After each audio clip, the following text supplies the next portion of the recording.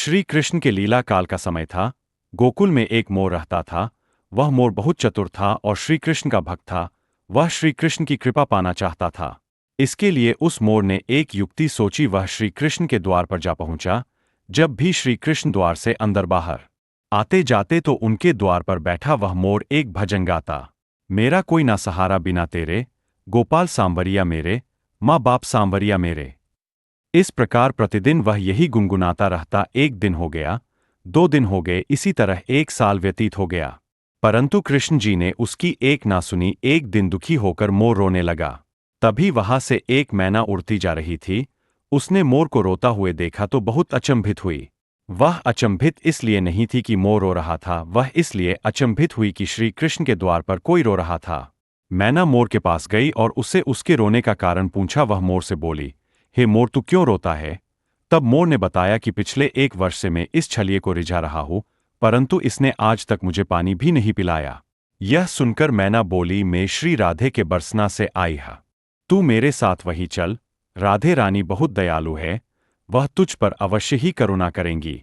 मोर ने मैना की बात से सहमति जताई और दोनों उड़ चले बरसाने की, और उड़ते उड़ते बरसाने पहुंच गए।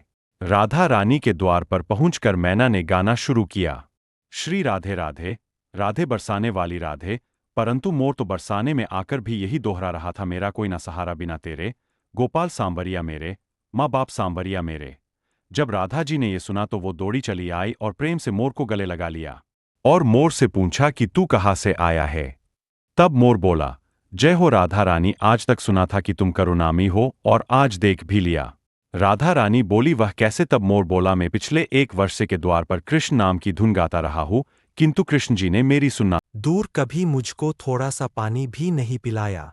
राधा रानी बोली, अरे नहीं मेरे कृष्ण, ऐसे नहीं है। तुम एक बार फिर से वही जाओ, किंतु इस बार कृष्ण कृष्ण नहीं राधे राधे रटना। मोर ने राधा रानी की बात मान ली और लौटकर गोकुल वापस आ गया। फिर से कृष्ण के द्वार पर पहुंचा और इस बार रटने लगा। वापस आ गया, फिर से कृष्ण के द्वार पर पहुंचा और इस बार रटने लगा, जय राधे राधे, जय राधे राधे, जय राधे राधे।